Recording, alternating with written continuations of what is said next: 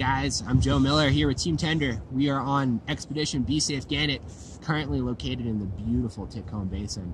Having a rest day today, getting gear situated.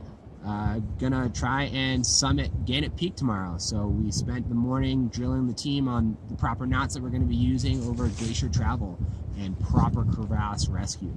So I figured I'd take the opportunity to show everybody what type of knots we're going to be using. First one that we're going to do is the Retrace figure 8. This is what we're going to use on either end of the rope team to tie ourselves into the harness. We're going to start at the end of the rope, grabbing a pinch and giving it a twist. Then we're going to pull the rope right through that loop. And you can see that makes a beautiful 8. You can begin to understand why it's called the figure 8. Now, a handy mnemonic that I like to use and teach people when making this knot is to make an alien head, sweet little alien head right there, then you punch him in the face. Once again, there's your figure 8. So this is only half the knot. From this point, we're going to send our end of the rope through both hard points of our harness. Today, I'm just going to assume that this is going to be my harness.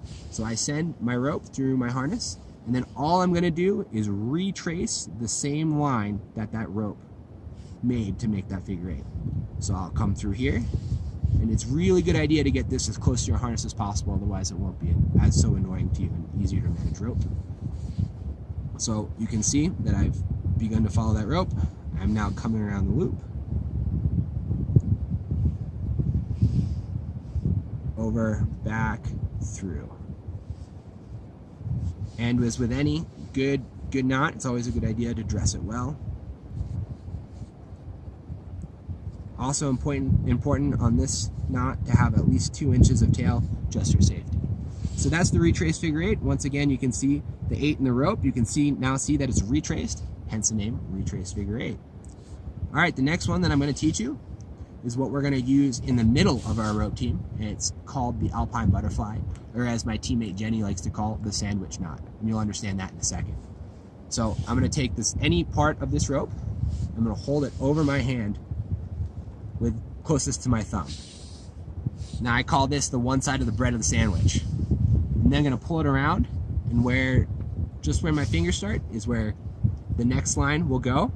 That's the other bread of my sandwich. And then we're about to put the meat in the sandwich, right down the center. From here, I'm just going to take the rope closest to my fingers, pull it out over, and all the way back through. Pull it tight on either end.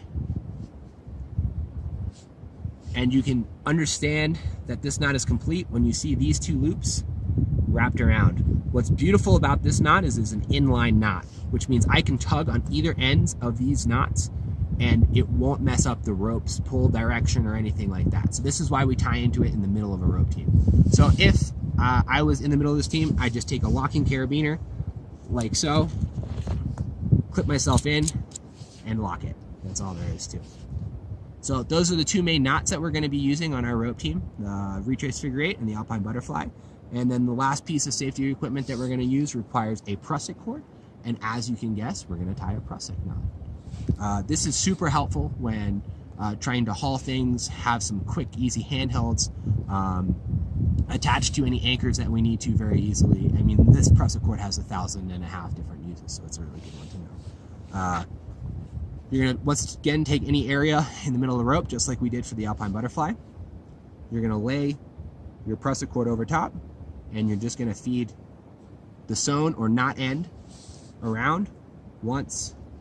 You're coming underneath your other end twice and 3 times. Now, if you have like diameter ropes, you're going to need to do more wraps than this. The minimum amount of wraps that you ever should do is 3, just so you get enough friction on the rope. So I know that this particular Prusik cord bites very well, so I'm okay with just 3. And then we're just going to dress it appropriately.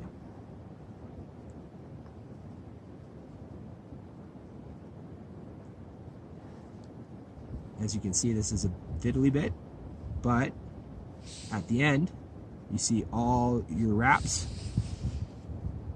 in line, and you just keep pushing that rope through, and there you go. So what's really nice about this Prusik cord is I can slide this along the rope, but the moment that I pull in line, it bites and holds perfectly. So I can move this along, no bite and hold. So that's the 3 knots that we'll be using today. Hope you guys learned some new stuff. Thanks.